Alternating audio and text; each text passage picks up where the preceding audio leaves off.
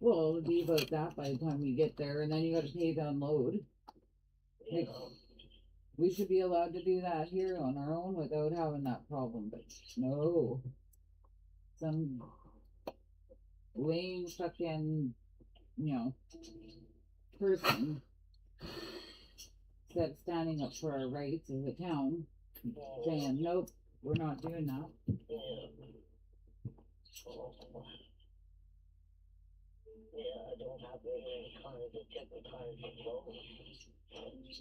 Yeah, you're gonna have to be busy, I guess.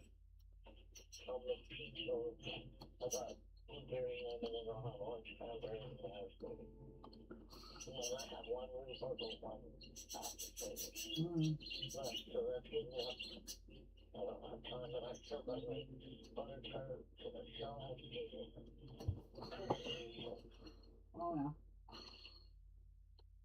Yeah. Oh yeah. Yeah. Store it. Yeah. Yeah.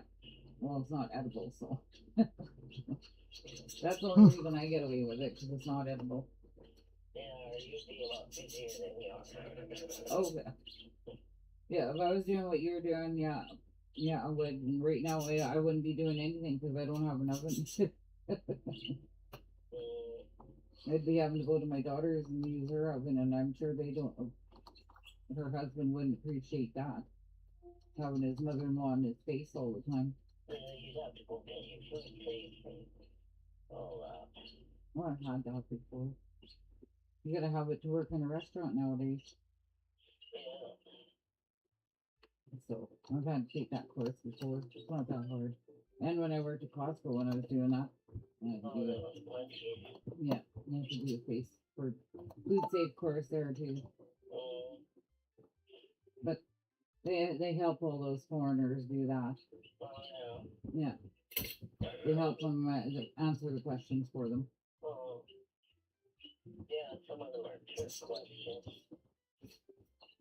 I was like, why don't you just write it down for him and give it to him? Like, or, have the test be done already and just have him sign it. Save having to do anything else, because I sure ain't gonna fucking be doing that.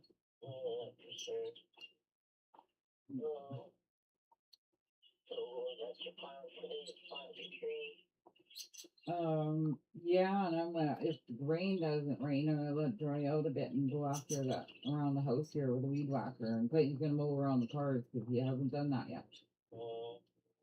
And he better get it done today because I will not, I'll get flippy on him. Didn't know you need that. Yep. He is. He is. Alrighty. Okay. You too. Alright. Bye.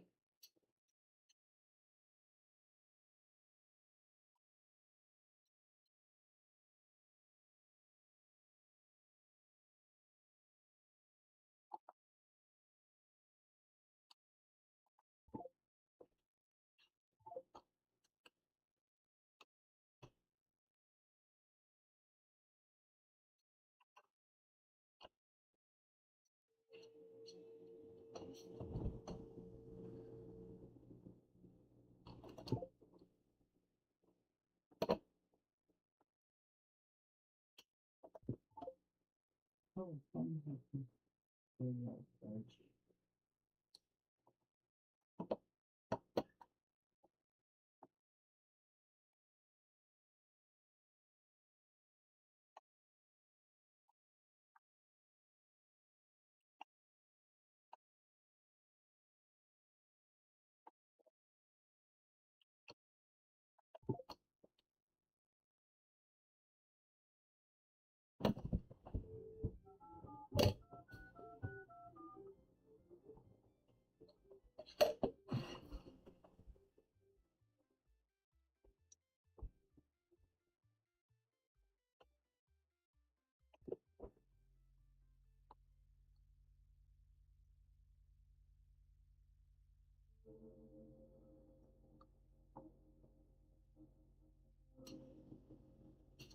That was weird.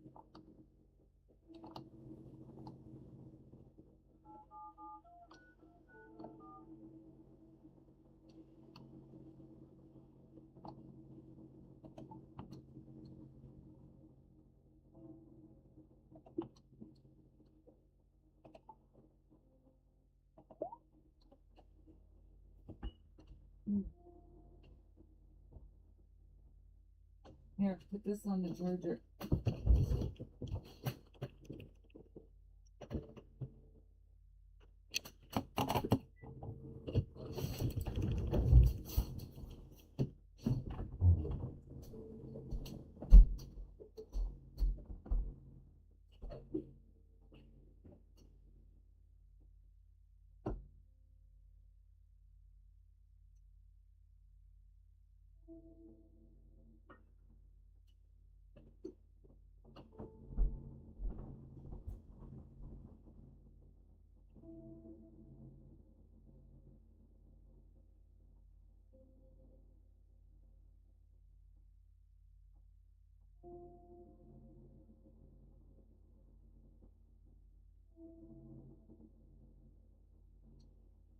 Can't believe you left my cheese out there all night. You don't cover it up and you just put it back in the fridge. You put it in the fridge? Did you put it away? No. Well, then what are you yipping at me about?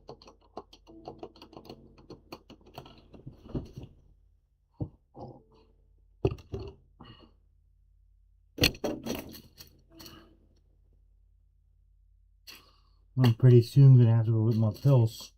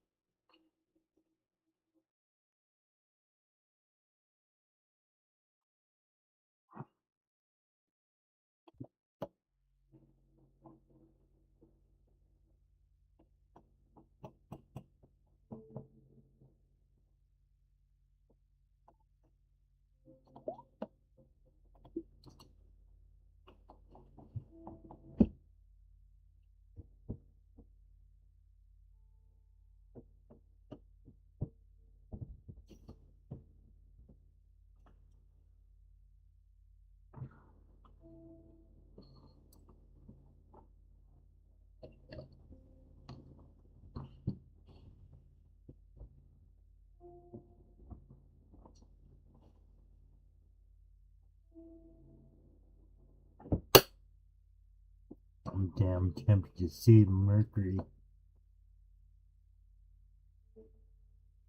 Not Mercury, but Venus, sorry. What's that? I'm playing a game. Oh. You just about ready to go with me to put the tree in the ground? Why would I do that?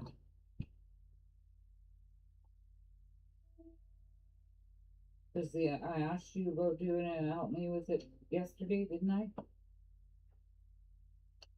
Last night?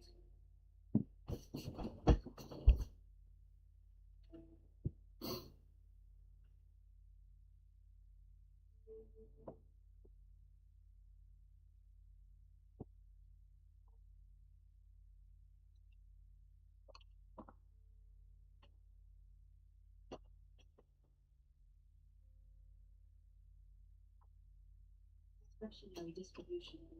There were meetings, there were signatures. There were phrases like out of an abundance of caution. In Virginia, people with money are You were very going to particular help about me. the I language asked you around to do family it yesterday. disgrace. It should have felt like justice. It didn't. It felt like a first chapter. I moved into a narrow brick townhouse on Floyd Avenue with creaky stairs, a postage stamp patio, and radiators that knocked like old pipes in a New York movie every time the heat came on.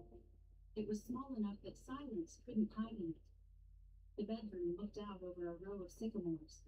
The kitchen had butcher block counters and one window above the sink, where morning light hit the faucet hard enough to make the whole room look cleaner than I felt. I bought 2 new towels, a coffee maker, and a basil plant I nearly killed in 6 weeks because grief and overwatering are close cousins. I went back to work. That was the first thing that saved me. Probate law is not glamorous, but it is excellent medicine for self-pity, because somebody is always having a worse week than you are, and they still need the deed filed before 4. I drafted petitions. I organized exhibits. I sat across from women whose brothers had forged their names, sons who had emptied dying fathers' accounts, daughters who found out too late that caregiving and inheritance are not the same kind of loyalty. I did not tell clients my husband had cheated on me with my best friend while skimming the edges of his mother's trust. But every time a woman sat across from me with that particular stunned look, the one that says, I knew something was wrong, but I didn't know it was this wrong. I knew exactly how to hand her a legal pad and tell her where to start. For the first year after the divorce, I saw Graham only at family-adjacent obligations, and trust-related follow-up meetings I would have preferred not to attend, but could not avoid. Helen Mercer asked me to lunch twice. I declined both times the first year and accepted the third invitation only because my mother told me avoiding her forever would turn restraint into theater. Helen chose the Jefferson Hotel tea room, as if we were discussing flower arrangements, instead of the fact that her younger son had detonated my marriage and nearly used her charitable fund as kindred. Dainty wool and pearls. I wore gray. She ordered chicken salad and barely touched it. I was ashamed to ask you here, she said after the waiter left. Then why did you? She folded her napkin once. Because I need to say something to you that my generation often says too late. I waited. I wanted very badly to believe Derek was merely weak, she said. Weakness is easier to forgive than appetite. It was one of the only honest things she ever said to me. I did not forgive her that day. But I respected her for naming the truth without trying to soften it. We finished lunch like 2 women who had once expected to be family, and were now trying to decide what remained after disappointment stripped away the convenient parts. When she hugged me goodbye in the hotel lobby, she smelled like Chanel and Bold Brie. Graham says you bought a house plant, she said quietly. A basil plant. Is it alive? Barely. For the first time in months, I almost smiled. Graham did not intrude on my life after the divorce. That mattered more than any grand gesture could have. He did not call under the pretense of checking on me. He did not arrive with casseroles or flowers, or the dangerous warmth of a man who thinks a wounded woman is easier to impress. He behaved the way decent men behave when they understand that timing can turn kindness into pressure. If we crossed paths at Helen's house or a family meeting, he asked how my mother was, whether work was still impossible in tax season, whether the basil had survived. Once in line at Stella's on a Saturday morning, he bought my coffee because the card reader was down, and I only had my phone. He handed me the cup and said, "You can pay me back by keeping Helen from signing anything my brother puts in front of her." That was Graham Dry, where Derek was glossy useful, where Derek was ornamental. The second year after the divorce, his wife got sick. Claire Mercer had been one of those women who made every room feel more civilized simply by entering it. She illustrated children's books, wore cashmere in winter and linen in summer, and never once asked me a rude question about children, even though by 44 I had heard every variation of, "So was motherhood never in the cards for me?" Claire and Graham had married late by Richmond standards, and had their daughter Lucy after years of triumph. When Claire was diagnosed with acute leukemia, Lucy was not yet 3. I learned about the diagnosis from my mother, who learned it from Helen, who sounded stunned in the way only mothers of grown men can sound when illness arrives in the house they no longer control. Claire died 9 months later in early spring. I went to the memorial service because not going would have been cruel, and because despite everything that had happened between me and the Mercer family, Claire had once sat beside me at a fundraiser and quietly moved the place card of a man who kept touching my arm every time he laughed. "There," she murmured after switching seats with me. "That's better. Women remember who notices discomfort without Now we being gotta go asked." get a The chapel countertop in thing Charlottesville too. was full of white flowers and people speaking too softly. Graham stood near the That front. place where we got that. You remember how to get there where we got that roaster pan? Holding a handkerchief No. in both hands. Wasn't it Range Road 50? She meant to complete. I had planned to stay only long enough to pay my respects and leave. Instead, after the service, I found myself in the parish hall kneeling beside a little girl in black patent shoes who was trying to peel the wrapper off a granola bar with the fierce concentration of the recently bereaved. Oh, the next time we go shopping, we'll get some new shoes for you. And nodded once. That was my first real conversation Hey? with Lucy Mercer. It lasted maybe 30 seconds. Hello?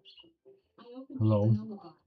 She How about the next time we go shopping, we get and you she some leaned new against my shoes? knee while she ate, as if children can smell steadiness on a person and are drawn to it before the adults in the room have decided what's appropriate. Graham saw it from across the hall. Our eyes met over Lucy's head. There was exhaustion in his face and gratitude, and something else I refused to name because naming it would have required me to imagine a future I was not ready to imagine. A month later, Helen called and asked if I would sit with Lucy for 2 hours one Saturday, while Graham met with Claire's estate attorney and tried to sort through insurance paperwork. "I know it's not your responsibility," she said before I could answer, "and I would not ask if I had another option to felt kind." I almost said no, not because I didn't want to help, but because I understood too well how women become useful to families that once failed them. Then I pictured Lucy in those patent shoes with the granola bar, and I said yes. The first Saturday, Lucy colored at my kitchen table while I made grilled cheese and tomato soup. She was 3.5, then solemn in the way some children get after loss, prone to watching a room before she trusted it. She called me Miss Evie. She liked the yellow crayons better. She cut the crust off her sandwich and lined it up beside the plate as if saving evidence. When Graham came to pick her up, he stood in my doorway with a diaper bag over one shoulder and legal folders under his arm, and looked more tired than any man should be allowed to look in a suit. "You don't have to do this again," he said. "I know." Lucy took his hand, then looked back at me. "Can I come next Saturday too?" That was how it began. Not with romance, not with a confession, not with any dramatic realization that fate was repairing what life had broken. It began with soup cooling on my stove, a child choosing the yellow crayons, and a widower too exhausted to pretend he wasn't grateful. By autumn, Lucy knew where I kept the juice boxes. By Christmas, she fell asleep on my couch with her head in my lap during a storm, while Graham sat across from us pretending to read and failing. By the following spring, she had started calling me my Evie, in the possessive way children do when they are quietly staking a claim. And somewhere in the middle of all that, without spectacle or permission,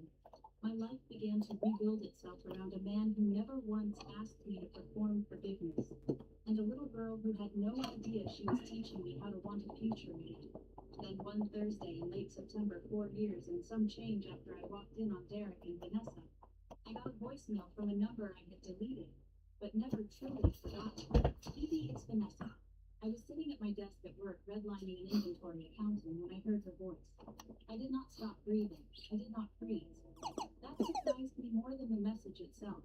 I know I have no right to ask you for anything she said, but I'm in a restitution program now, and part of it means making amends where I can. There's something Derek did that your lawyer never found. Something tied to Helen's trust and another account. I think you need to hear it from me before someone else gets hurt. I listened to the message twice. Then I deleted nothing. Because 5 years earlier I had learned that when a person who helped bury the truth calls to say, there's more underground, you do not hang up on the grave. You bring a shovel. My cousin Celia's wedding fell on the first Saturday in October. The kind of Virginia autumn day people spend the rest of the year trying to describe badly. The sky over Charlottesville was a clear blue with that hard-edged brightness you only get after the humidity finally gives up. The vineyard sat on a rise outside town, rows of vines fading gold at the edges. The Blue Ridge cut in the distance like folded paper. White chairs had been set up on the lawn for the ceremony. The reception tent glowed from the inside even before sunset. All cream fabric and chandeliers and strings of warm lights that made everyone look slightly more forgiving than they really were. I drove out with Lucy in the back Where'd all these my bastards garment come bag from? hanging from the passenger hook, because Graham had been called into an emergency chambers meeting that morning and promised he'd come straight from Richmond as soon as he could. He had kissed Lucy's forehead in my kitchen at 7:30, kissed me too quickly because he was already late. He said, don't let Celia feed our child only wedding cake before I get there. Our child. He said it casually in the soft, distracted voice of a man searching for his car keys while thinking about a federal document. But I had carried those two words with me all the way down I-64. Lucy was 4 by then, all serious dark eyes and honey brown curls, but refused to stay inside any barrette for longer than 15 minutes. She wore a pale yellow dress with tiny embroidered flowers at the hem, and white sandals she insisted were grown-up shoes because they clicked faintly on hardwood floors. She had also decided 3 days before the wedding that she wanted me to wear my hair down because it makes you look like a princess warrior. I had laughed so hard at that I nearly burned the chicken in the oven. By the time we reached the vineyard, the bridal suite was already humming with women pinning veils, steaming dresses, and asking where the safety pins had gone. Celia pulled me into a one-armed hug the moment I stepped through the door. You look beautiful, she said, then glanced down at Lucy. And you and Miss are going to break hearts by kindergarten. Lucy took that with the solemn dignity of a child accepting a military promotion. Celia was my mother's sister's daughter, 6 years younger than I was, and somehow both more practical and more romantic than anyone should be allowed to become in the same lifetime.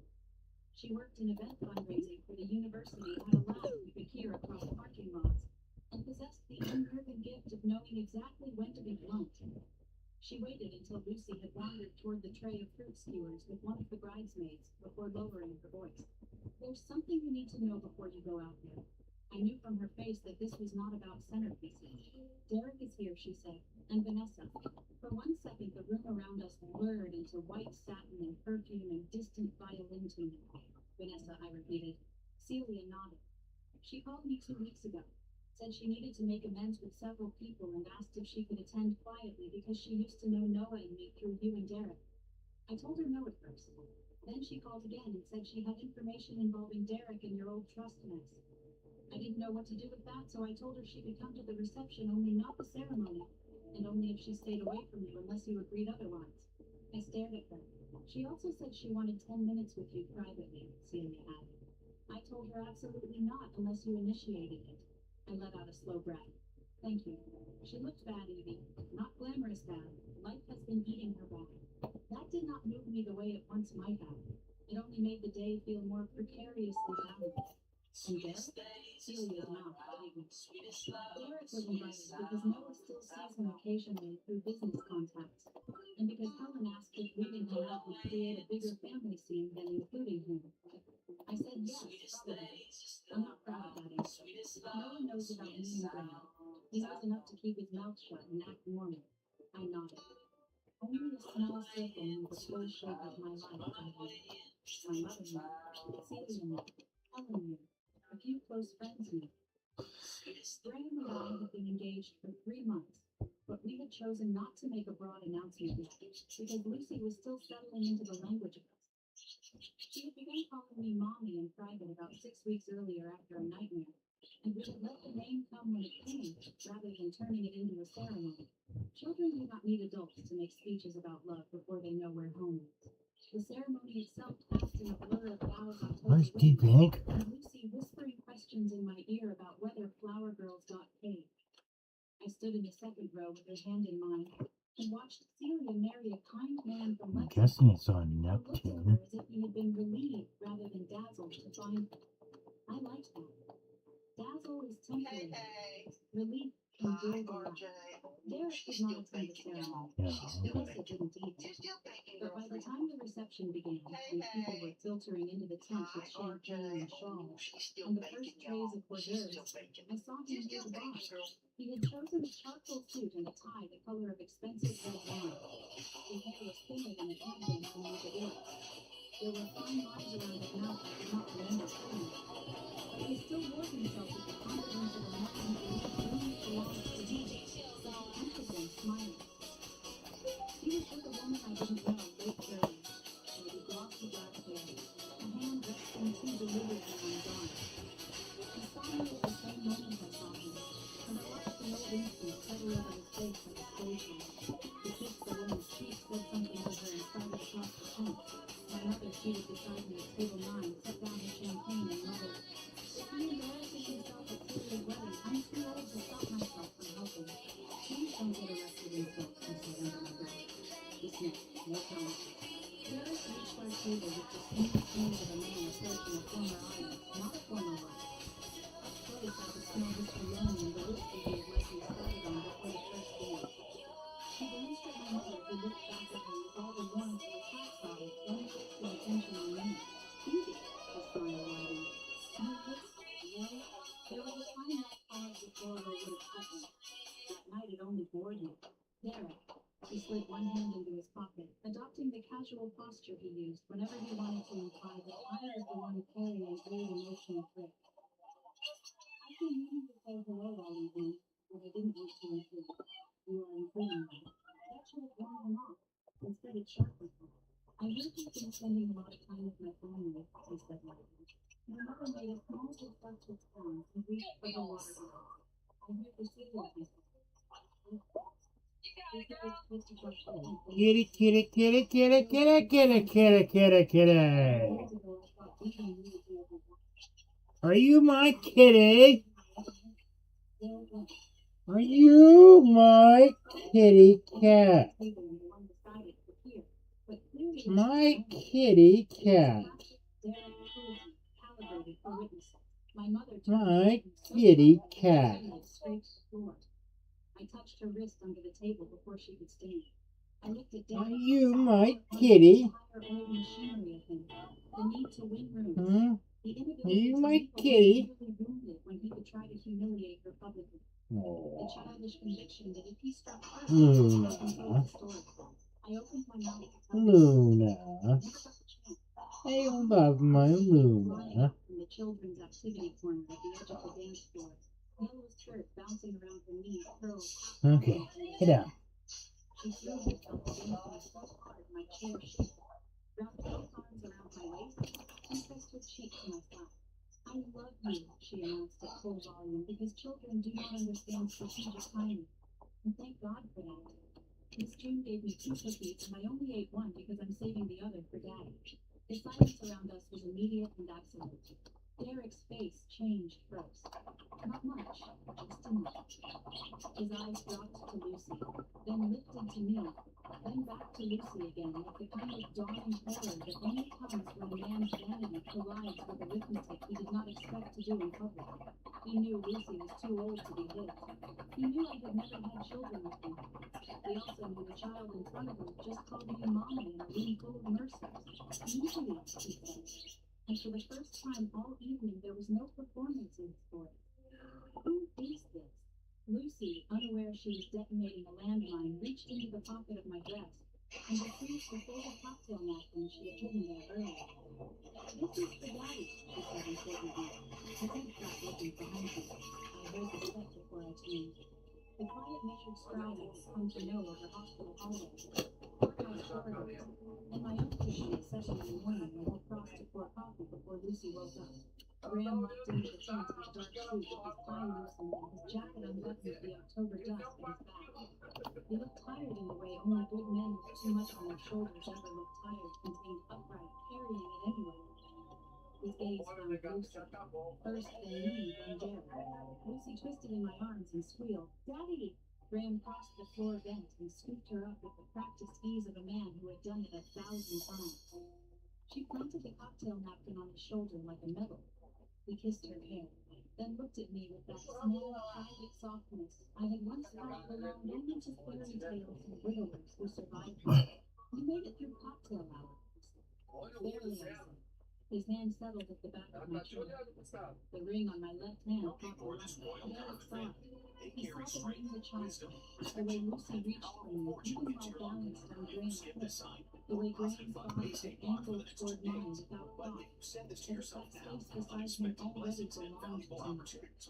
He saw in one merciless instant that the woman he had tried to humiliate at his former in-law's wedding was not alone, not broken, and not standing at the edge of his family anymore. She was inside it. "What the hell is this?" he said. No one answered him, not immediately. And then from the far side of the tent, a woman's voice cut through the silence. Your sister's "No, phone Derek," or Vanessa Cole said. "The better question is you what be you did." quiet. Vanessa stood near the far edge of the tent, in a slate blue dress that had probably been elegant when she bought it, and now hung on her like a compromise. She had lost weight in the sharp, joyless way yawn. light had been sanding them down her heels. Her hair, once the kind of dark shine women in Richmond salons point to in magazines, was thinned back too tightly.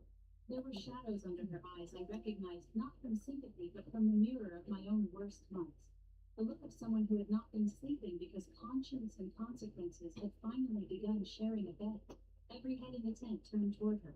Derek still had that half-frozen expression of a man trying to decide which disaster to address.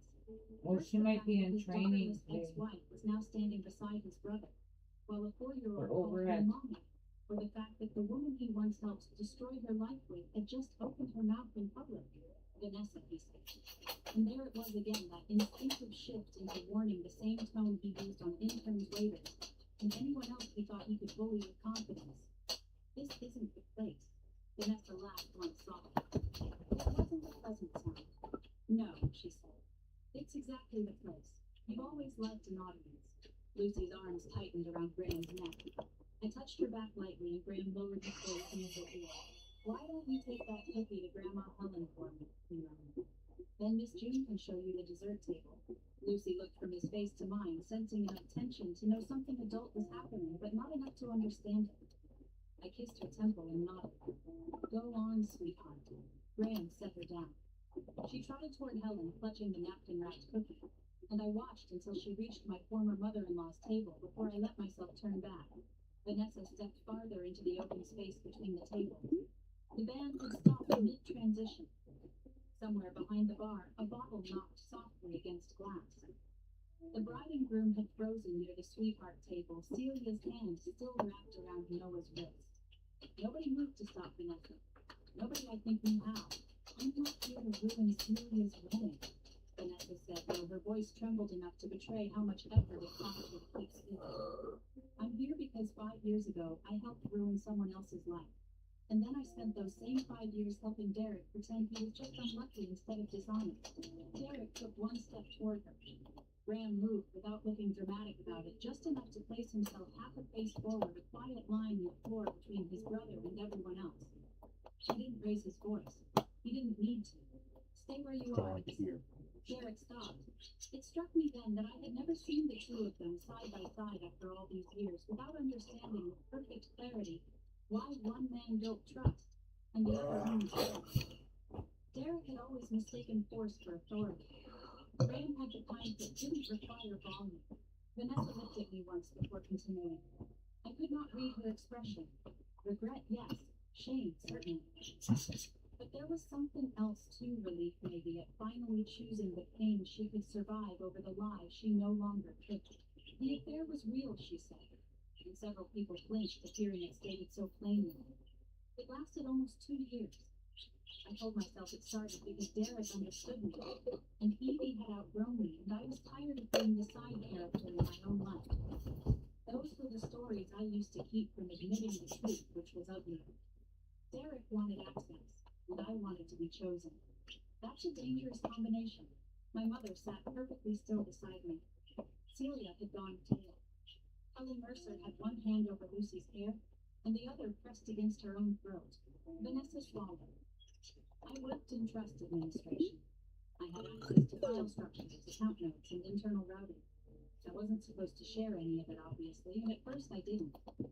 Then Derek started asking questions about Helen Mercer's charitable sum account, how distributions were approved, what oversight Graham had, whether temporary reallocations would trigger automatic alerts if they were reversed before the quarterly statement closed. A Okay, murmur moved through the you- tent like wind through let's go. dying leaves. What? Derek found his voice. Plant the This is trees. insane. No, Vanessa said. Seriously? Yeah. It was broad. It just You happened promised in me. increments. No, I did not. Not gonna take long, Clayton. There's only one fucking tree. Her clutch and pulled out a Better slim dig a white hole envelope and put with it a in flash there. drive on a key ring. Her hand shook. Then why do you need me? After Evie found us, Dig the Derek hole. panicked and reversed the first transfer. That's the one she found on the laptop. It wasn't the only one. It wasn't even the worst one. Put that shovel out of here. Vanessa's eyes shifted to me. There was another account advice? linked through a donor-advised fund Helen's husband set up years ago. You wanna use a bigger shovel or this one? To move money temporarily through a side account connected to one of his business entities. He told me it was a bridge, that he was going to replace it before anyone saw the statement that no one would lose anything if I just helped him one more time. My stomach went cold. Lydia had suspected there was more. I had suspected there was more. But suspicion and hearing the shape of it out loud are different things. Out loud it acquired weight. Out loud it became a room full of witnesses. How much, Graham asked. Vanessa looked at me. Enough that if the market had dipped at the wrong time or one payment had been delayed, Helen would have noticed. Enough that if Derek hadn't gotten lucky twice, it would have become criminal 5 years ago. Lucky Derek snapped. You were the one with access.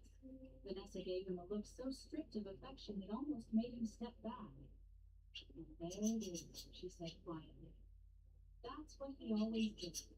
He found the hunger in people and fed it just enough to make them useful. Then, the moment anything cracked, he handed them the bill. She turned back to the room. I'm in a restitution program now because what I did cost me my job, my license, and almost every relationship I had left. I've been working with an ethics counselor and a forensic accountant. Part of making amends meant pulling every record I still had the legal right to provide through counsel. This, she lifted the envelope, contains copies of emails, internal note logs, and transaction records from the second account Derek used. The flash drive contains the same files, plus a voicemail he left me after Evie filed for divorce telling me to keep the story straight, and reminding me that if Helen believed Evie had touched the paperwork first, no one would look too closely at him. For one suspended second, nobody breathed. Then I heard my own voice before I fully felt it. He told Helen I might have touched her trust. Vanessa looked at me and nodded, her face folding with something close to grief. Yes, it was a strange thing the way that hurt landed. Not louder than the affair, not even sharper, just deeper. It slid beneath the old wound and found the place where dignity lives. All those months when Helen's voice had gone cool on the phone. All the invitations that never came. The lunch where she had seen the shame but wouldn't say why.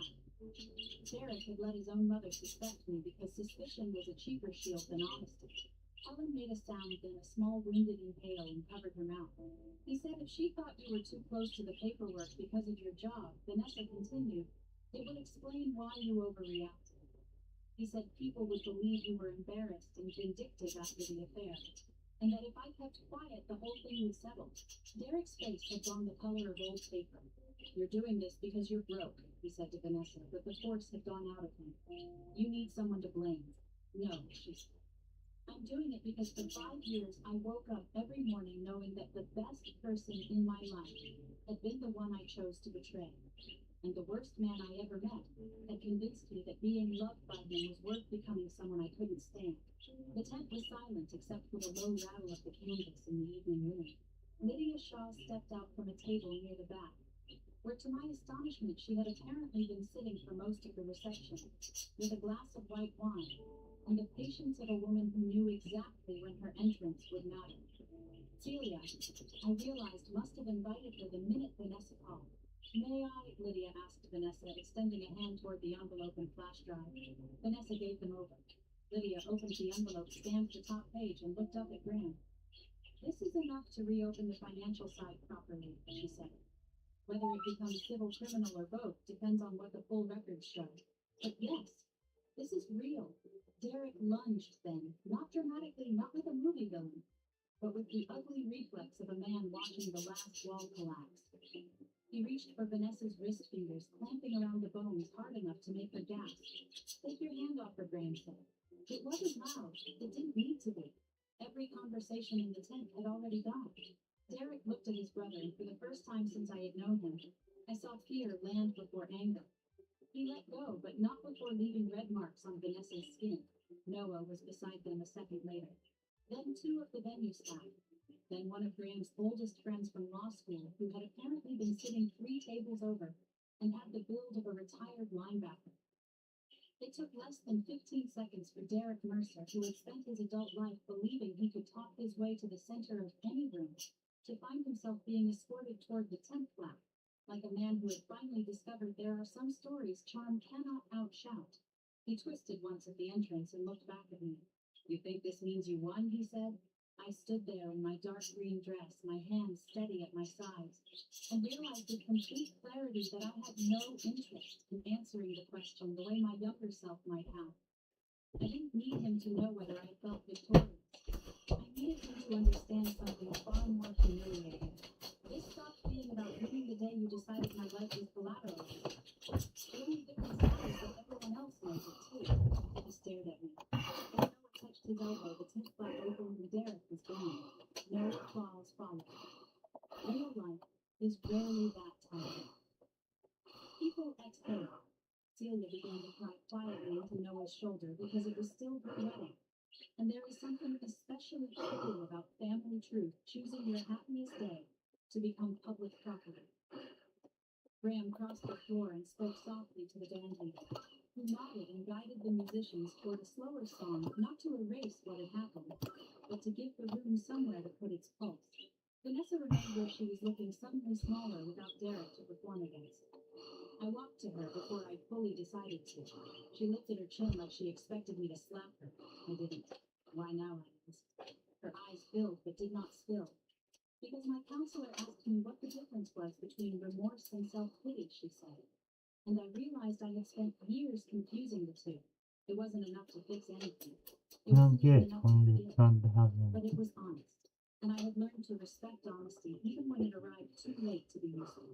Ellen approached us slowly, Lucy's hand in hers. My former mother-in-law looked 10 years older than she had at lunch in the Jefferson tea room, and somehow more solid too, as if grief had finally burned off the last of her denial. I owe you an apology I should have made years ago, she said to me. I let myself believe weakness where there was appetite. And worse, I let myself doubt the wrong person. All right, I thank you. looked at her for a long moment. There were apologies that asked to be absolved, and apologies that merely placed Tree truth is where it in the should have been room. all along. This was the second time. I know I spoke. It was all I had to give. For once it was enough. Lucy tugged at my hand. Mommy, are you sad? The question broke something open in me, not a wound this time, but the hard shell around her. I knelt so we were eye level. No, sweetheart, I said, smoothing a curl from her cheek. I'm okay. That was true in a way it had not been for a very long time. A few months later, Lydia called to tell me the records Vanessa provided had done exactly what she thought they would. Derek's business accounts were subpoenaed. Helen's advisors filed civil claims. There was talk of criminal exposure tied to wire fraud and fiduciary misconduct. If the numbers lined up the way the preliminary review suggested, Vanessa entered a formal cooperation agreement. I didn't ask for every update after that. There are some endings you don't need to watch frame by frame once the truth has finally chosen its side. I married Graham in a small ceremony the following spring in my mother's garden under the dogwood tree where my father once hung a porch swing. Lucy scattered petals with the solemn concentration of a child performing sacred work. No. Celia cried before the vows even started. Helen brought lemon bars and did not mention the wedding ceremony. By summer, my townhouse was sold. I moved into Graham's house outside Richmond, where Lucy had already decided my side of the closet needed more shelves, and where the basil plant, against all odds, survived the transition. Life did not become perfect after that. Families rarely do. Lucy still had nights when she missed Claire so badly she cried into my shirt until it was damp at the collar. Graham still carried grief in quiet places. I still had mornings when an old song or a hotel tea room or the smell of Vanessa's perfume on a stranger in a grocery store could catch me off guard. But pain stopped being the center of the story. One evening, almost a year after Celia's wedding, I was standing at the stove making grilled cheese, while Lucy sat at the counter coloring a princess with a judge's gavel, her latest artistic theory about my husband's profession. When she looked up and said with complete ordinary certainty, "Mommy, can I have the yellow crayon back?" Just like that. No fanfare, no tears, no milestone speech. I handed it to her and said, "Only if you promise not to color in Daddy's court club." She grinned, no promises. From the doorway, Graham laughed. Sometimes people ask me, usually after they've heard some version of the story through the family grapevine, whether seeing Derek humiliated at that wedding felt satisfying. The honest answer is yes, but not for the reasons they expect. It wasn't satisfying because he suffered. It was satisfying because the room finally saw what I had carried alone. Because the lie I had once been asked to live inside could no longer survive daylight. Because 5 years after Derek looked me in the eye and told me leaving me was the best decision he ever made, he had to stand in the middle of a life I rebuilt without him and watch every important thing choose me anyway. If you've ever had to leave quietly while someone louder rewrote the story, I hope you remember this silence is not surrender. Time is not defeat. And the truth has a patient way of finding the room where it belongs. If this story stayed with you, I'd love to hear from you. Tell me in the comments where you're listening from, or whether you've ever had to rebuild after someone thought they'd broken you for good. We share stories like this every day. Stories about betrayal, second chances, family, and the kind of strength that doesn't always look dramatic from the outside. So if you want more, subscribe and stay with us. There are a lot of journeys left to take together. My husband smiled when the K9 lunged toward our luggage. It wasn't a big smile. Grant Harper was too controlled for that. It was just a tiny upward pull at one corner of his mouth, the kind of expression most people would miss, unless they had spent 18 years watching him charm investors, lie to colleagues, and look straight into my eyes while telling me I was imagining things. But I saw it. I saw the flicker of anticipation in his face, the pulse jumping in his jaw, the way his hand tightened around the handle of his carry-on as the German Shepherd moved closer to the conveyor. Why'd you leave the fucking door open? I didn't. You did too. No, don't close that one. Put some bug spray on. It's right here. Me in handcuffs, him breathing in public, and his mistress free to step into my life while I disappeared behind a steel door somewhere far from home. What Grant didn't know was that I had already changed his script. Hey, cut it out. You cut it out. Putting bug spray on you. The first thing I noticed when we walked Where's your legs? in the security line at O'Hare was the smell of roasted coffee and floor polish. Airports always smell like people trying to pretend they aren't afraid to leave their lives behind for a few days. It was 6:40 in the morning, There. and the terminal glowed with that cold, expensive light that makes everyone look either exhausted or dishonest. In Grant's case, it was both. I stood beside him, holding a paper cup of vanilla latte, my black cashmere coat folded over one arm, and watched him glance at my suitcase for the fifth time in less than 2 minutes. "Relax," he said too casually. "We're running ahead of schedule." His voice was warm, almost playful. To anyone else, he looked like a successful husband taking his wife on a luxury getaway. At 49, Grant still knew how to wear concern like a custom suit. He had silver at his temples, broad shoulders, a polished executive smile, and the kind of easy confidence that made strangers trust him in elevators. It had made me trust him once too. I took a slow sip of coffee and smiled back. "I'm perfectly relaxed. Good. He leaned in and kissed my chin. That's all I want this week. No stress, just you and me. You and me, right. And apparently Lila Bennett in a cream wool trench coat and $600 worth of highlights, standing 10 feet behind us, pretending she wasn't on the same flight. Lila lifted a hand in a bright little wave when our eyes met, then immediately looked embarrassed by her own boldness. She had perfected that expression over the last year, half innocent, half flirtatious, all performance. At 31, she had mastered the art of looking expensive without ever appearing to try. Her blonde hair fell in glossy waves over one shoulder. Her nails were pale pink and immaculate. The cream leather weekender at her feet had a designer logo stamped so prominently across it might as well have been shouting. Grant had introduced her to me 2 years earlier at a company Christmas party as his new executive assistant. She'd shaken my hand with both of hers and told me how much she admired my work. 3 months later, she was sending Grant texts after midnight. 6 months after that, she was wearing earrings that cost more than my first car. And now she was flying to London on the same itinerary as the romantic trip my husband had booked to save our marriage. The lie would have been insulting if it hadn't been so dangerous. Oh, don't we have to get a hold of Direct Energy? Confidential financial projections to a board member during our layover. Or is it APCO that called this morning first? He said it with a straight face, as if encrypted Hello? email didn't exist, as if a billion-dollar pharmaceutical I'd company depended I on mean, his mistress carrying both. paper documents across the Atlantic. Yeah. Like We it have was phone both, but they 1987. probably got a phone At the time, APCO I had first. smiled and told him I understood. I had not understood. I had calculated. Go ahead and put your bag up first, Grant said, now resting a hand on the small of my back.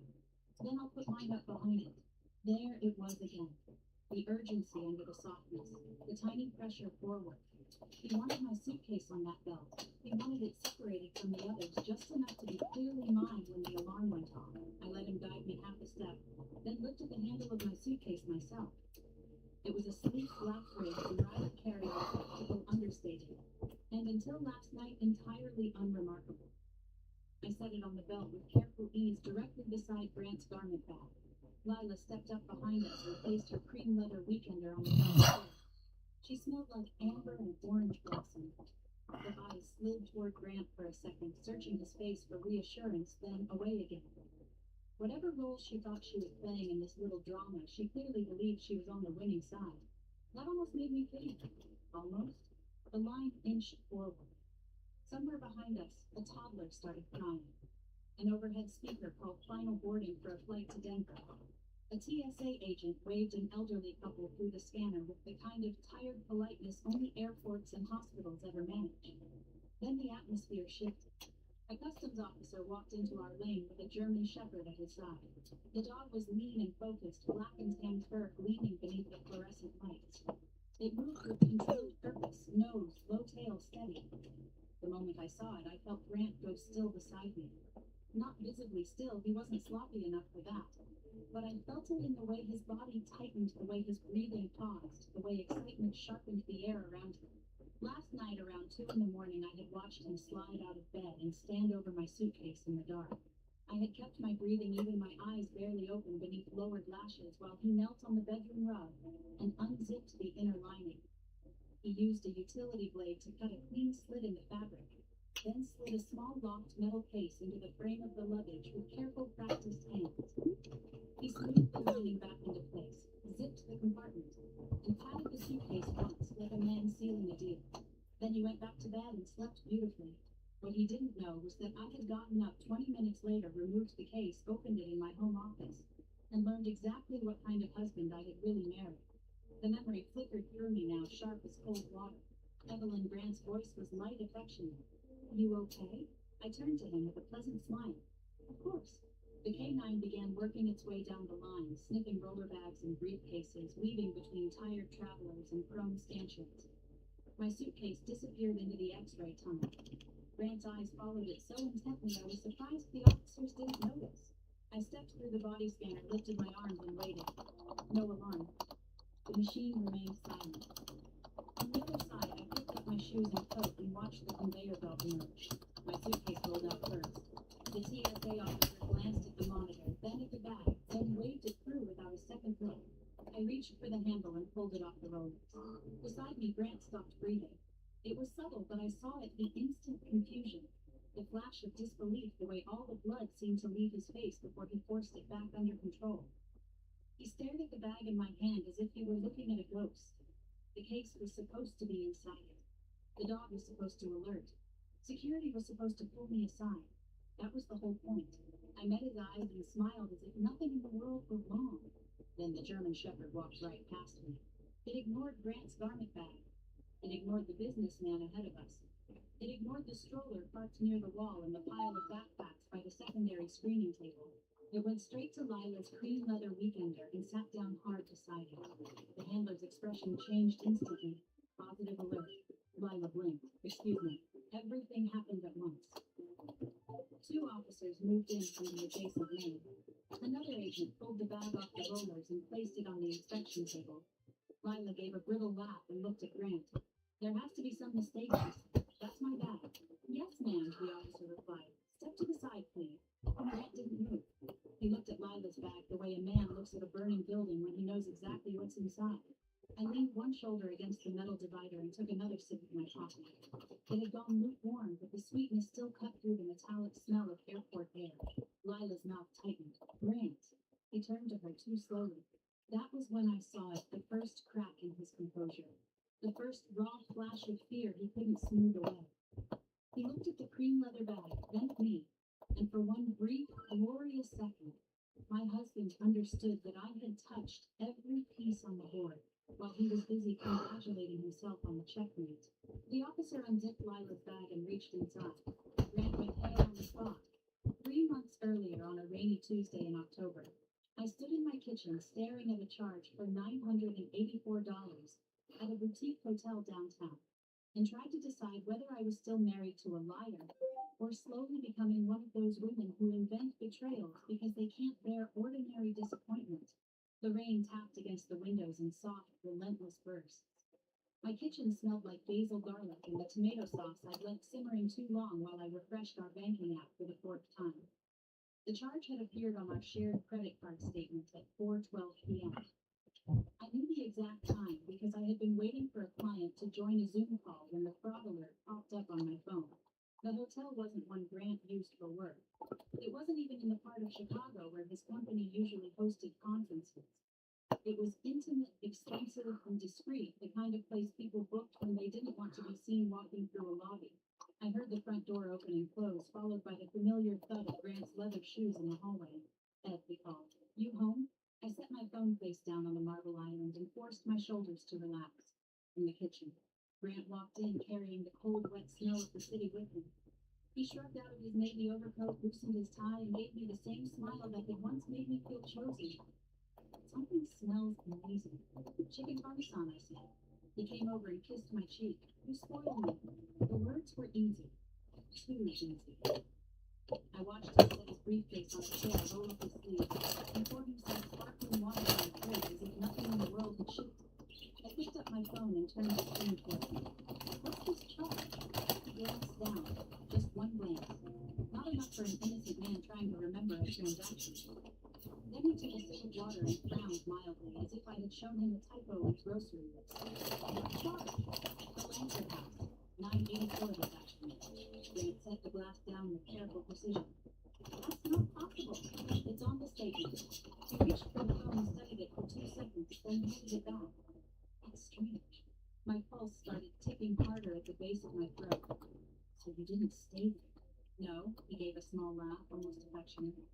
Evelyn, I was in a budget review from noon until 5. Ask anyone. Then why is it on our card? He leaned both palms against the island and looked at me with a kind of patient concern that made my skin tighten. You probably clicked into a pending authorization from something else. No, I didn't. You've had a brutal month, he said softly. You're exhausted, Ed. You're not thinking straight. There it was. At the time, it was just a sentence. A husband telling his overworked wife to slow down. I didn't know it would become the refrain of that winter, the thread he would weave through every room in our house, until I could hear it even when he wasn't speaking. I laughed, but there wasn't much humor in it.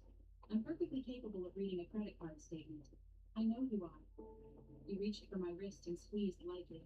I'm saying you've been under a lot of pressure. Maybe don't jump straight to a conspiracy because of one weird charge. The sauce behind me bubbled too hard. Somewhere in the living room, the dryer buzzed to signal the end of the cycle. I remember these details because the moment itself felt so normal that I nearly let it go. That was Grant's gift. He knew how to wrap cruelty inside reason.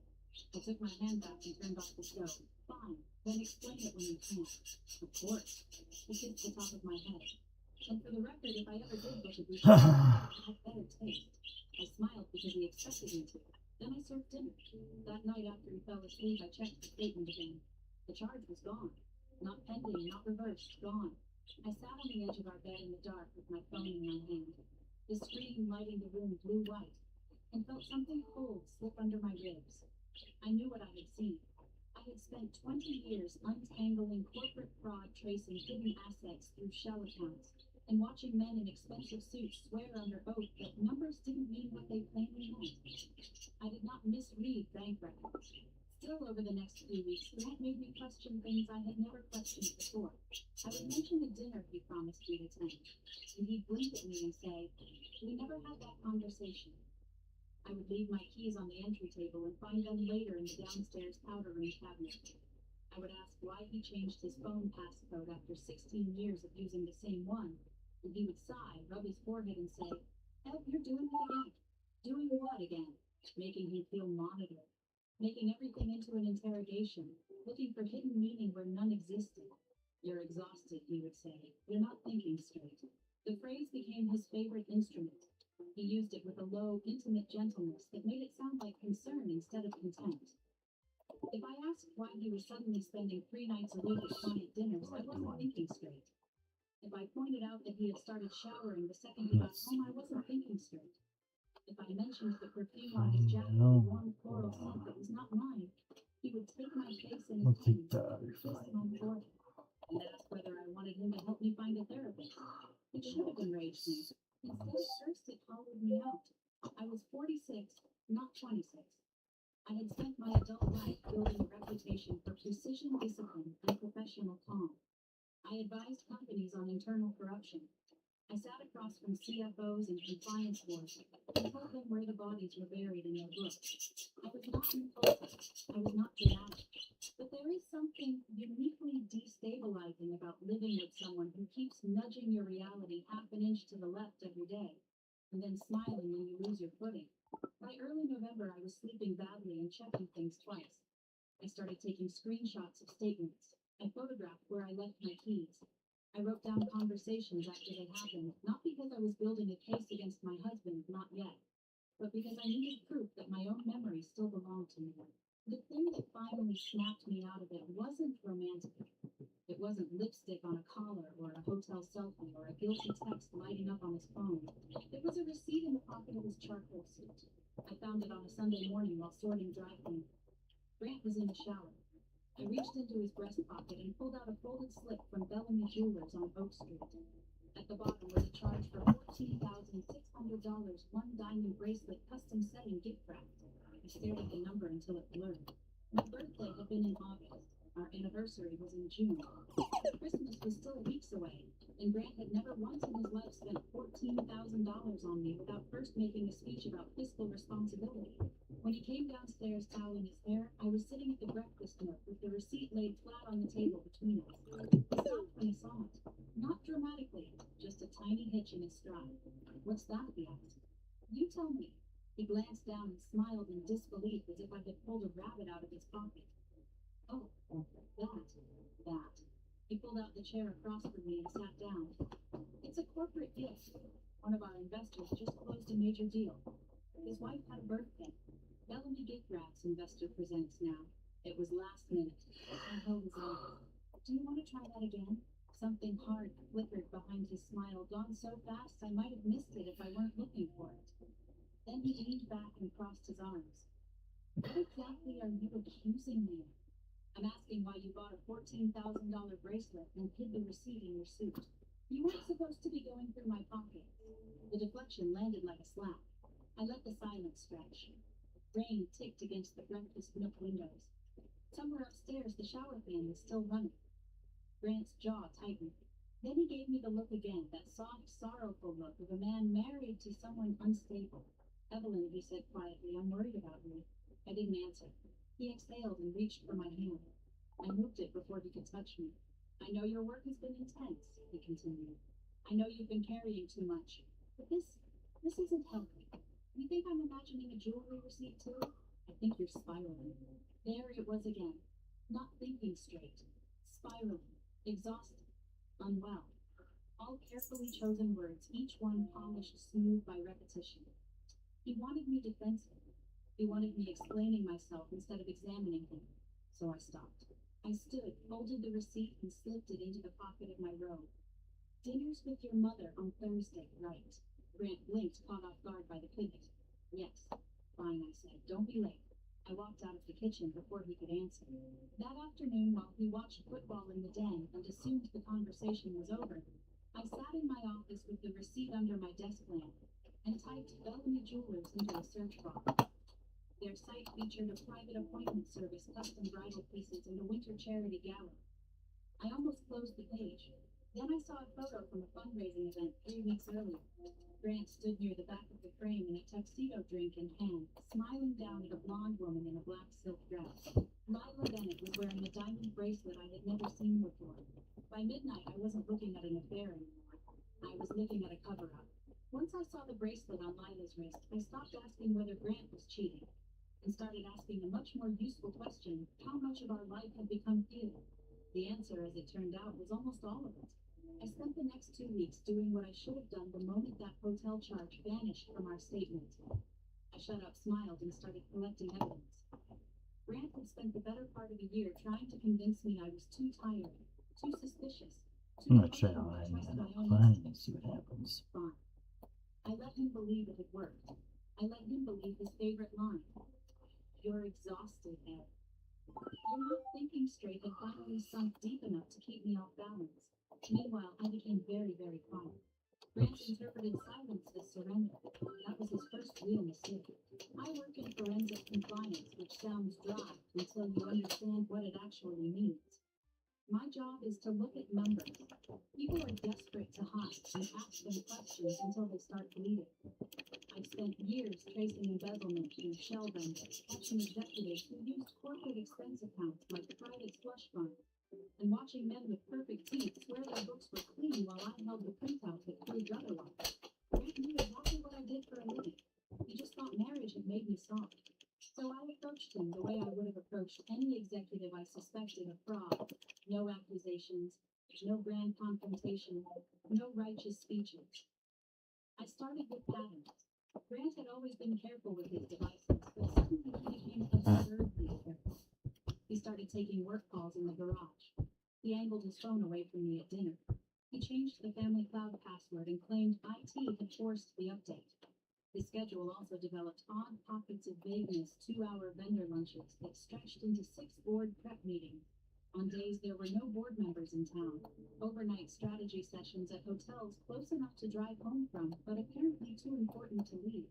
I built a timeline in a spreadsheet because I needed structure more than I needed sleep.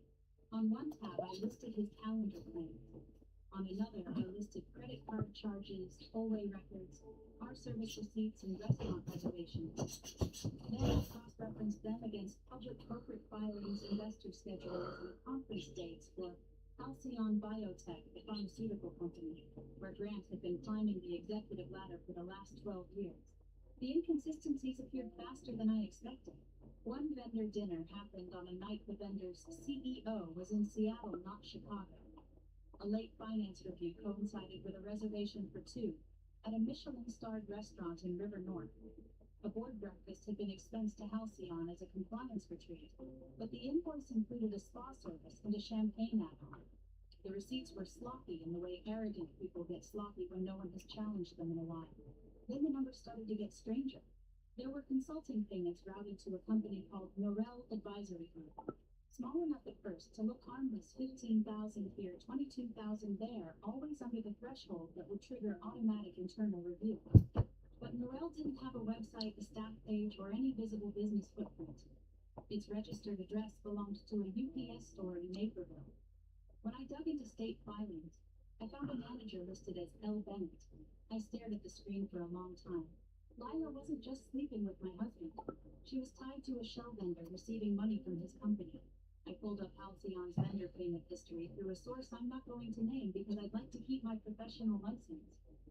By the end of that night, I had 3 more entities linked to the same post office box, all receiving recurring payments approved by one executive sign-off, Grant Harper. My chest went cold. Affairs are humiliating. Fraud is something else. Fraud has structure. Fraud has appetite. Fraud means the person lying to your face over dinner isn't just selfish. Journey, He's running a teaching you parallel life with its own luxuries bookkeeping, its own originally. contingencies, its own escape routes. It means the flowers on your kitchen island and the hand on your back and the murmured, "You okay, honey?" aren't just manipulative, they're operational. By the time Grant came home that Thursday night, I had enough to know he was siphoning money out of Halcyon through fake vendors inflating project expenses and redirecting funds through companies that either belonged to Lila or were being managed on her behalf. I didn't yet know how much money was missing, but it was already well beyond a fair gift territory. We were in felony territory now. I was standing at the stove browning shallots when he walked in. He kissed my cheek, set down his keys, and said, "You look nice." I had changed into a cream sweater and gold hoops because I wanted to see if he'd mistake composure for ignorance. "Thanks," I said. "How's your day?" He loosened his tie. "Long. Finance is a service." I nearly laughed. "Poor thing," I said instead. At dinner, he told me a story about a difficult board member and made me a second glass of wine. He asked whether I wanted to take a trip after Thanksgiving, just the 2 of us, somewhere warm, somewhere quiet, somewhere we could reset. He used that word carefully, like he'd rehearsed it. Reset. As if the problem in our marriage was static. As if all we needed was ocean air and room service and a week away from my tendency to notice them, where I asked. He cut into his sandwich. Maybe London for a few days first, then the Maldives. I looked up. London. There's a board meeting there I can't move, he said. But after that, we have 10 days to ourselves. To ourselves. There it was again. I took a sip of wine and watched him over the rim of the glass. "That sounds expensive." I smiled. I can afford to spoil my wife. It was such a polished line, such a generous line, and I might have believed it once. But I knew too much now. I knew about Morel Advisory. I knew about the bracelet. I knew his late nights had accounting trails. The trip wasn't an apology. It was logistics. "Who's going to the board meeting?" I asked. "Just me and a few finance people." Lila. His knife paused for half a second against the plate. "Probably. She handles a lot of the prep." "Of course she did." I set down my fork. "So your assistant is flying to London with us on our romantic reset." Grant gave me a tired smile, the kind men reserve for women they want to make feel unreasonable. "She'll be on the first leg, yes. Then she'll handle a handoff and fly back. It's not a vacation for her." I let it be Disappear pass. until June. Only Build your if you vacation body He said tomorrow it morning. lightly, but the We're edge starting underneath the was principal unmistakable. Tai Chi Then Chin. he softened his voice. "I'm trying here. I'm trying to fix things between us." There was something almost impressive about the way he could weaponize tenderness. He had learned that anger made me sharper, but concern made me hesitate. Concern made me wonder whether I was becoming one of those women who destroy their own peace because they refuse to let go of a suspicion. He'd been working that angle for months, only now it wasn't working. Because when he said When my fix daughter things handed between me a us all, printed I piece of heard paper was and called it my new move the fitness problem out tracker. of the This is concept. day one I of my didn't Tai Chi answer Chair right plan. away. Hope it's worth it. Instead, I looked This down is at my me on plate, day ate a piece of 28. salmon through the lemon butter, and thought about international airports, about customs checkpoints and foreign jurisdictions, and how easy it would be to trap someone in transit who wanted maximum confusion and minimum control. A wife carrying contraband through a connecting airport, a husband with a polished public image, an assistant ready to confirm that the wife had been acting erratic for months. I felt a shake of the plan before I saw the details. Grant watched me carefully. "Say something." I lifted my gaze. "I'm thinking about whether I want to spend 10 days on an island with a man who keeps pretending I'm stupid." His expression changed just slightly. Not guilt, irritation. Then he reached across the table and covered my hand with his. "You're not stupid. You're timid. You're hurt. And tired. And looking for patterns that aren't there." I almost pulled my hand away, but I forced myself to stay still. "Patterns like your assistant wearing a $14,000 bracelet you bought. That got me a blink. Only one, but I saw it. Where did you hear that? He asked. I saw it. He leaned back in his chair and exhaled through his nose as if I were exhausted. It wasn't for her. No, it was for a donor event auction. Lila tried it on at the fitting because she was helping coordinate. This is exactly what I mean. You take one image, one moment, and turn it into a whole narrative. I smiled at him then. A small, even smile. You're right, that does sound like me. Grant relaxed instantly. There it was again, mistake number 2. He heard surrender where there was only stillness. Over the next several days, I built out the rest of the financial picture. The money trail was worse than I thought. Grant had approved fake consulting contracts, added reimbursement reports, and pushed funds through shell entities connected to Lila, and at least one offshore holding company. The total was already over $2 million, maybe more. I hadn't yet untangled all of it, but I knew enough to understand that this wasn't reckless spending or hidden perks. It was a system, and systems require contingency plans. The trip to London was in 11 days. I told Dana Reed, my oldest friend, and one of the only people on earth who knew the difference between my calm face and my calm face when I was about to dismantle someone just enough to keep me awake. We met for coffee in a quiet hotel lounge near her office. Dana was a trauma nurse with a dry sense of humor and a zero tolerance policy for male nonsense. She listened without interrupting, her fingers wrapped around a cappuccino mug, her dark curls pinned up in a loose, practical way women in impossible jobs wear their hair. So, let me get this straight, she said when I finished. Your husband is cheating on you with his assistant stealing from his company, and now wants to take you overseas. Yes. And he spent months trying to make you think you're unstable. Yes. Dana sat back and stared at me for a long moment. Evelyn, I need you to hear how bad that sounds when someone else says it out loud. I do hear it. No, I mean really hear it. She lowered her voice. This isn't just cheating. This is set-up behavior. I looked at the phone collapsing in my untouched latte. She studied me. What are you going to do? I thought about the show companies, about Grant's carefully edited concern, about Lila's bracelet catching the ballroom lights while my husband smiled at her, as if he'd already traded in his life for a shinier version. Then I thought about airports customs and the very specific terror on Grant's face if his plan ever boomeranged back toward me. I'm going to let him make his move, I said. His eyes narrowed. That sounds like the kind of sentence people say right before they end up on Dateline.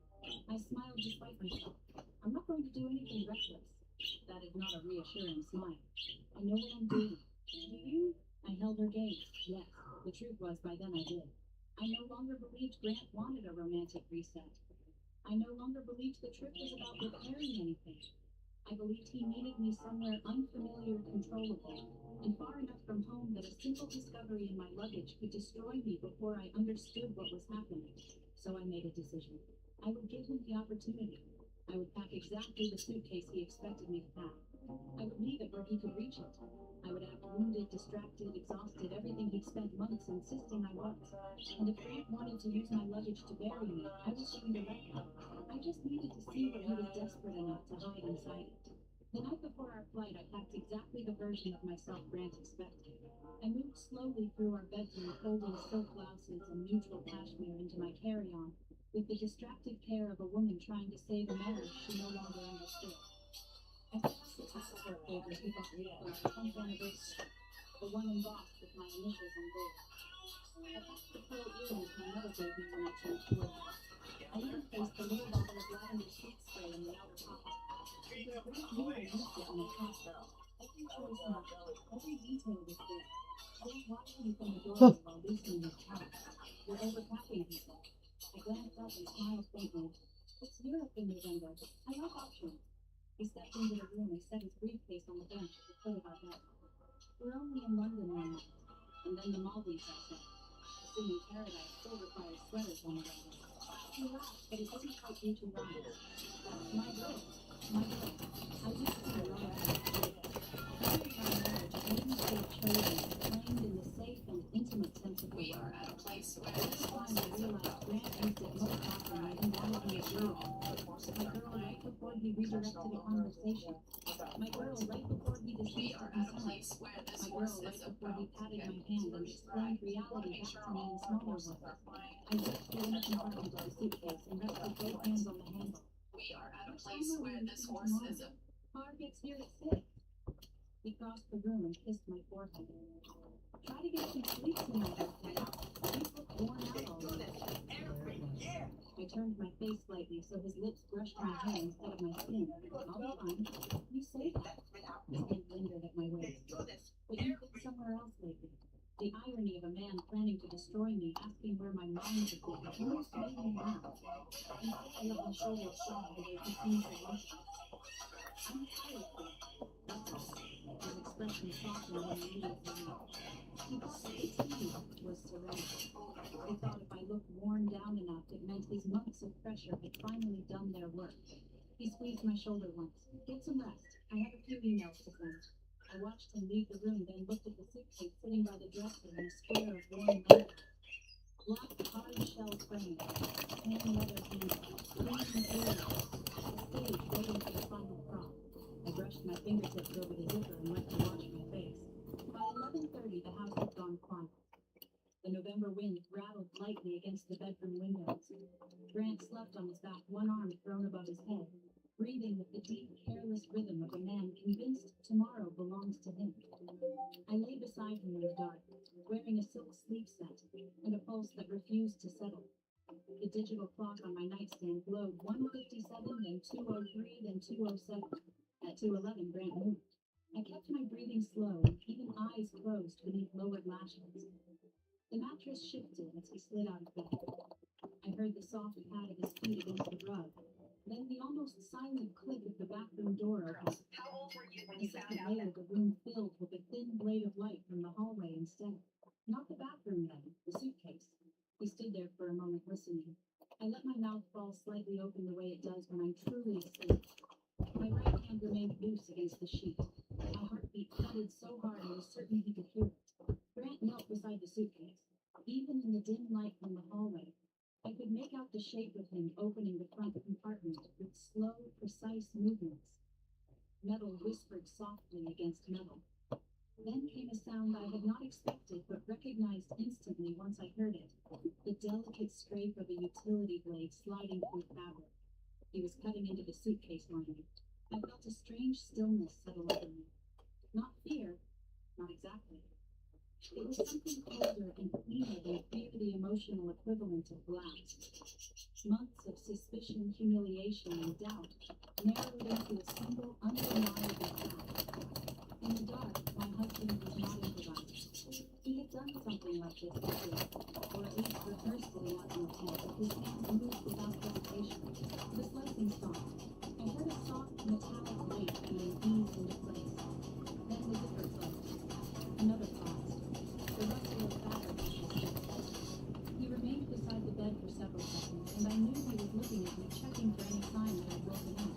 I gave him none. At last he slipped back under the covers, warm and familiar and Hey, moist. we got a printer table. Did you put it on yet? What? Printer table. No. What is it? Where did you put it? Still in the bag, I believe. Where's the bag? I was using the kitchen. Unlocked the door behind me. Under the vestibule, the damage was easy to find. Grant had cut a neat slit into the inner lining where the frame Look. then smoothed the fabric back into place so it would disappear at a glance. Did you have it unlocked, dear? I reached inside. No, but it says if we can hit print, then you can hit this, and maybe we can have it. I always start doing the exercise. With a biometric latch plate and a backup key slot. Heavy for its size. Purposefully anonymous. No logo, no label. Just a sealed object hidden inside my luggage by the man I had shared a bed with for nearly 2 decades. I set it on the desk and stared at it for a moment. Then I opened a drawer, took out a compact toolkit I usually reserved for computer hardware, and got to work. People like Grant mistake calm women for passive women.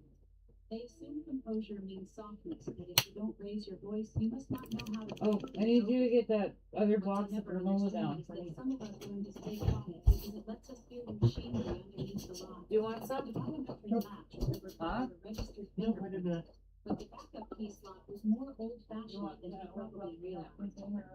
I used a thin tension wrench toothpicks and the same patience I once used to crack open a locked filing cabinet during a fraud investigation in St. Louis. It took 12 minutes. When the latch clicked, the sound was so small it almost felt insulting.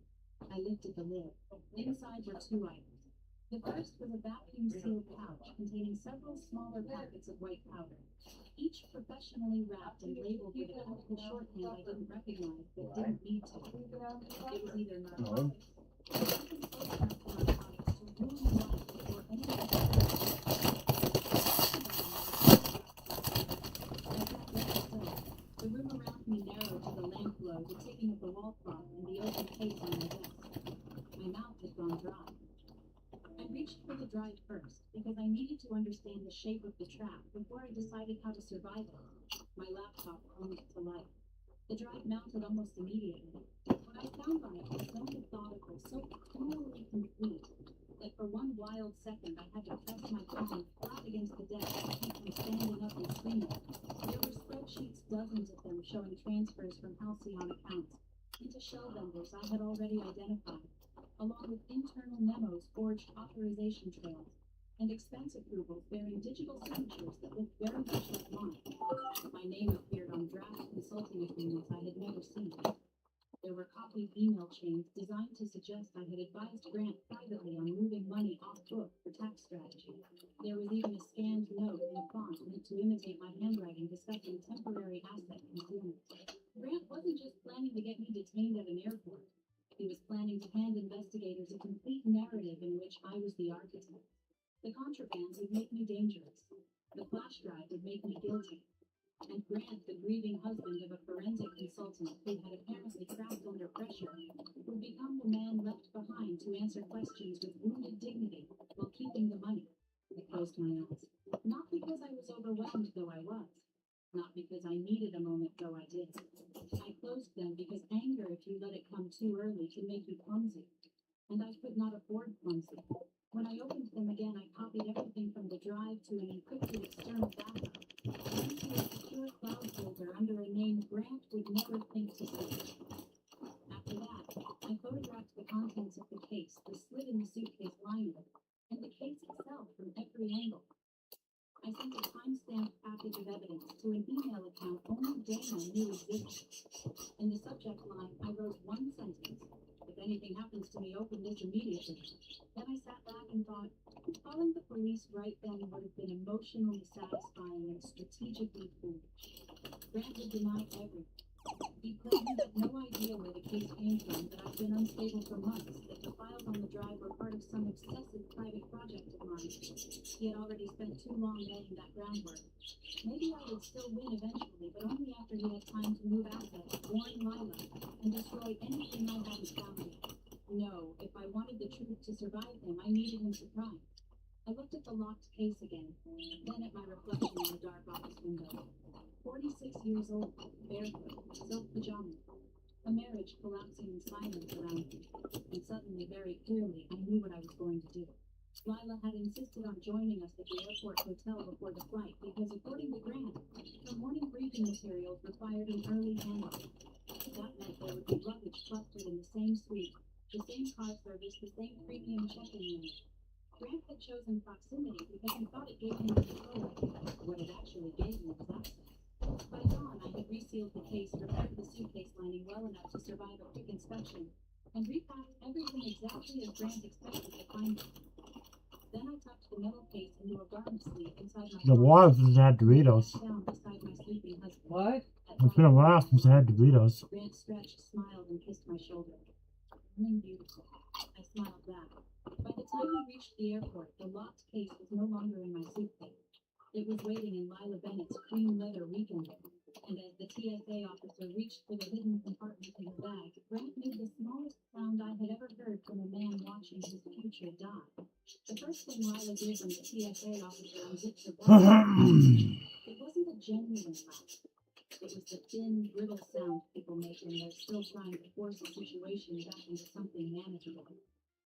She pressed one manicured hand to her chest and looked around as if she expected the room to agree that this was all absurd, some little mix-up that would be fixed with an apology and a smile. "There has to be some mistake," she said. "That bag has been with me the whole time." The officer didn't look up. "Step back, ma'am." Grant moved then one step forward, then a stop so abrupt it looked painful. He caught himself mid-motion as if his body had started to obey a command his face was still trying to deny. The second agent shifted subtly to block his line to the table. I stood a few feet away with my coat draped over one arm and my coffee cooling in my hand. I watched my husband try to calculate whether involvement or distance would save him faster. The answer I could see from his eyes was neither. The officer reached into the side compartment of Lila's weekender and frowned. Sir, I'm going to need another table. Lila's head snapped toward him. Why? He didn't answer. He lifted out the case with both hands, matte gray and heavy its edges catching the fluorescent lamp. Grant's face empty. Not pale, not tightened. Empty. Every practiced expression he'd ever worn charmed him, mild amusement, patient disappointment, fell away at once, leaving something naked and ugly underneath. He knew that case. He knew exactly how it had gotten there. And for one disorienting second, he looked like a man seeing the laws of physics fail in public. Lila looked from the case to Grant and back again. What is that? No one answered. The officer set the case on the inspection table. Another agent stepped beside him, gloved hands already reaching for a testing kit. Who packed this bag? He asked. I did, Lila said quickly. I mean, yes, me, but I don't know what that is. I've never seen that in my life. Have you been separated from your luggage at any point this morning? No, then too fast. Well, I mean, maybe at the hotel for a second, but not with Grant. She said his name the way someone says doctor after a car crash, as if authority itself might stop the bleeding. Grant finally found his voice. Officer, there must be some kind of misunderstanding. We're all traveling together. Maybe the bag has mishandled the check-in. We haven't checked the bag in, sir, the agent said flatly. We came through this lane. Grant swallowed. That more than anything nearly undid him. Not the case, not the unwrapping. That swallowed. Because it was so ordinary, so human. The involuntary reflex of a man whose throat had suddenly gone dry. After months of being studied, managed, and quietly erased, I was watching him experience the simplest possible consequence, fear in his own body. Lila's eyes widened as the first officer examined the lock. Grant, say something. He didn't look at her. That was when she understood she was alone. It happened visibly. Her posture changed first, then her mouth. The entitled confidence slid off her face in strips, leaving behind a much younger woman than the one who had smirked across boardroom dinners and charity galas. 31 suddenly looked like 21. She took a step toward him, but the second agent raised a hand. Stay where you are, ma'am. Great, she said again, softer now. What is happening? I set my coffee on the stainless counter beside me and slipped my hands into the pockets of my coat, so no one would see how cold they had become. This was the dangerous part, not emotional, but procedural. A public collapse is only satisfying if it lands on the truth. One wrong sentence, one impulsive lurch, and Grant would pivot back into victimhood. He'd done it his whole life. The officer turned to Lila. Do you have a key or code for this case? No. Do you know what's inside it? No. Did anyone else have access to the bag? She looked straight at Grant. The silence that followed was the ugliest thing I had ever heard. The officer noticed it too. His gaze shifted between them, taking the expensive coat, the identical boarding suit, the husband who looked sick, the assistant who looked betrayed, and the wife, and just far enough away to make the geometry of the whole scene impossible to ignore. Ma'am, he said to me, are you traveling with these people? Grant turned toward me so sharply his shoulder brushed the metal divider. I met the officer's eye. Yes. Name. Evelyn Hart. Relationship to the other passengers. I let the beat land before answering. Grant Harper is my husband. Lila Bennett is his executive assistant. It was the cleanest sentence I've ever spoken. Lila flinched as if I'd slapped her. Grant recovered first. Of course he did. He dragged a hand over his face, straightened, and summoned that low, strained sincerity he used when he wanted a room to trust him. My wife and I are on a personal trip. Miss Bennett works for me. She happened to be on the same flight for business. I don't know what that case is, but my wife has been under a lot of stress lately. He stopped. Not because of me. Because a man in a dark security blazer had just stepped into the lane from the far end of the checkpoint, scanned the scene once, and changed direction toward us. Marcus Reed was 6'2", broad-shouldered. He built like someone who had spent years being underestimated by people with office jobs. He worked airport security investigations on the federal side now, but he still carried himself like the military police officer he used to be economically reliable and popular around. He was also married to Dana, which meant he had seen me at enough dinners and hospital fundraisers to know exactly how I looked when I was lying, and exactly how I looked when I was serious. Right now I wasn't either. Morning, Marcus said to the officers, showing his credentials. What do we have? Positive K9 alert, one of them said. Unidentified locked case recovered from the passenger's carry-on. Marcus's gaze moved to the table, then to Lila, then to Grant, and finally me. His expression didn't change much, but I saw the recognition settle him. Mrs. Harper, he said. Marcus. Grant looked from one of us to the other. We know each other. Marcus ignored him. You all right? Yes, I said. At the moment, yes. The moment stretched. Marcus had always been smart enough to hear what wasn't being said. His eyes dropped briefly to the case, then came back to my face. Whatever he saw there made him go very still. All right, he said to the agents. Continue your screening. The case was opened under controlled inspection a minute later. I won't pretend that was easy to watch. Even knowing exactly what was inside, even knowing it was no longer tied to my name, I felt my pulse slam against my ribs from the movement. The vacuum-sealed packets came out first. Lila made a choking sound. Grant didn't move. Then the flash drive appeared in the foam lining beneath the packets. And I watched the exact second he understood the problem had just become terminal.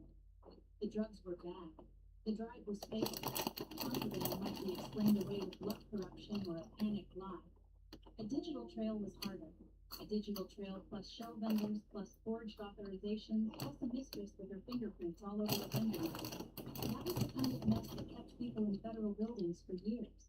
Sir, one of the agents said to Grant, on the table. I haven't touched anything. Step back anyway.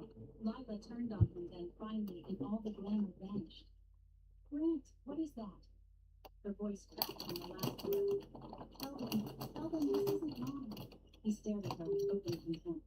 It was the first honest expression I had seen on his face in months. I don't know what you packed. The words hit her like a physical blow. You can't be serious. I told you to handle your own luggage. Oh my God. She shook her head, tears gathering too fast. Oh my God, Grant. There it was the moment she understood she had never been his partner. She was just another container. Another place to stash risk until it became inconvenient. Marcus looked at the drive, then at me. Mrs. Harper, do you know anything about this case? Grant's head whipped toward me. I feel him trying to predict me. Would I stay silent? Would I hedge? Would I play the careful wife and let the officials discover things in their own time? That was the version of me he had spent months engineering, the tired, hesitant woman who could be talked over, corrected, and slowly rewritten in front of strangers. He had built his entire future around her. I took my hands out of my coat pocket. Yes. Grant went completely still. Marcus's voice stayed even. Go on. That case was in my suitcase last night. The words landed like a dropped tray in a church. Lila stared at me. One of the agents looked up sharply. Grant made a small sound, half inhale, half warning, but I kept going. I watched my husband hide it there around 2 in the morning, I said. He cut into the lining and slid it inside the frame. I removed it after he fell asleep. I opened it in my own office. I copied the contents of the flash drive, photographed the case, photographed the damage to my suitcase, and sent the evidence to a secure account. Marcus didn't interrupt. He just held my gaze and listened. The drive contains financial records tied to Halcyon Biotech, I said. Shell vendors' false consulting agreements, forged approvals, and documents designed to frame me as the person moving money. Some of the vendors route through entities connected to Ms. Bennett. I looked at Lila then, and for the first time I saw something other than vanity in her face. Fear. I don't know how much she knows, but I know what my husband intended. Grant found his voice at last. This is insane. No, I said quietly. It's organized. He took a step toward me, all polish gone now. You expect anyone to believe I planted narcotics in my own wife's luggage? I expect them to believe exactly what your records show. You will be completely diabetes free in just 24 hours. If not, my prayer ends tomorrow. I've created a breakthrough method that this rare royal link scramble is a symbol of wealth, power, and abundance. The attempt to make me the reckless one, the unstable one, the one who has overreached. I almost admired the instinct. Margaret didn't. Mr. Harper stopped off. Grant ignored him. She's been paranoid for months. She's upset. She's gone through my phone, my office, You're exhausted, Ed, I said. He stopped. I don't think anyone else in that checkpoint understood why the words hit as hard as they did. But Grant did. He knew I was handing his own script back to him in pieces. I took one step closer, just enough that he had to hit me over the hum of the conveyor belt and the distant boredom in my face. You're not thinking straight, I said. His face changed. Not rage this time. Not fear either. Something worse. Recognition. The sick, helpless recognition of a man realizing the sentence he used to shrink me had just become evidence of the entire architecture of things. Every time he'd said it, every time he'd smiled and implied I was too tired, too emotional, too unstable to trust my own eyes. It was all standing in the open now, stripped of its tenderness, shown for what it really was for her.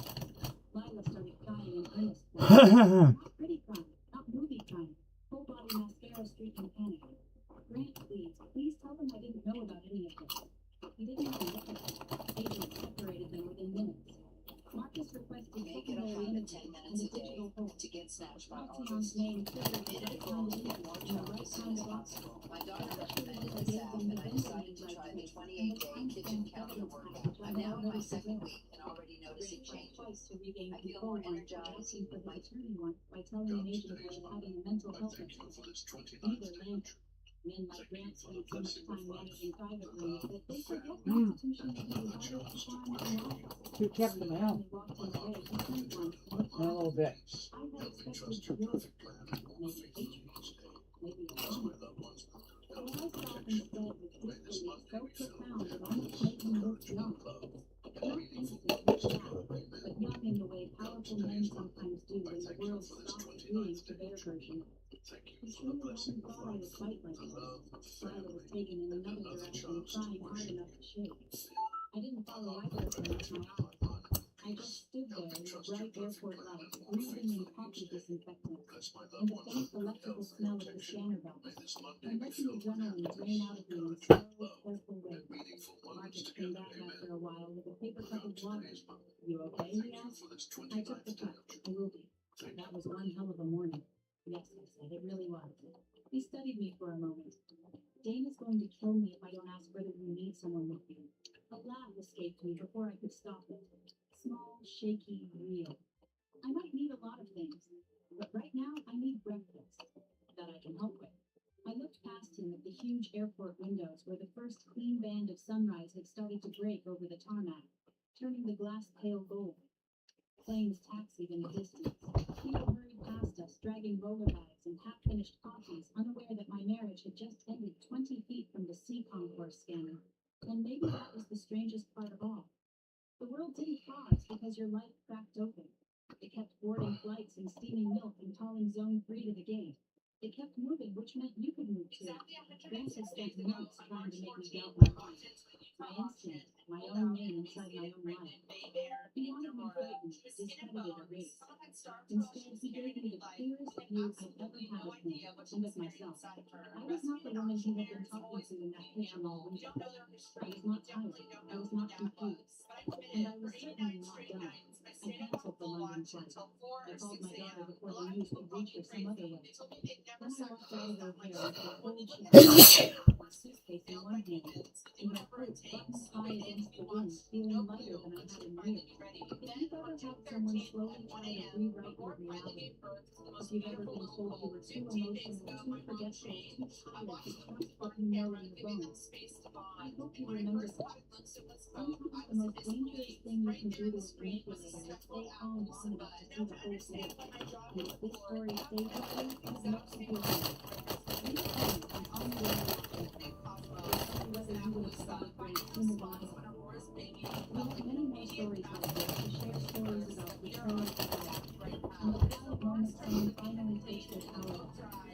So if you want to keep walking that road with us, subscribe and stay close. There's a lot more ahead. My name is Madison Park. I'm 33 years old. I manage a luxury hotel in downtown Philadelphia. And 6 months ago, my looked at my father in the hospital waiting room while I lay unconscious with tubes in my throat, and my heart barely holding together, and she said, "I don't know. It won't take a surgery. Think about what becomes of your heart." She didn't whisper. She said, she started to lay my cancer reservation. Clear, practical fun. My father didn't argue. He didn't push back. He didn't say, "Wait, that's my daughter-in-law. Let me think about it." He looked at Olivia, his old one, the one who'd always trusted, the one who always agreed with him, and he nodded. He stood up. We walked out of the hospital together. You I did doing? not sign the surgical consent form. They did not push approval after me lying in that bed. They did not come back. I woke up 3 weeks later, broken as a bruise, barely able to lift my own head. And when I found out what my family had done while I was unconscious, I realized the refusal to take my life wasn't even the worst of it. What I did in the weeks that followed didn't just change my life, it collapsed theirs. And they never saw it coming because they forgot one thing about me. Before I go on, take a moment to like and subscribe, but only if this story genuinely speaks to you. Now let me take you back to where it all started.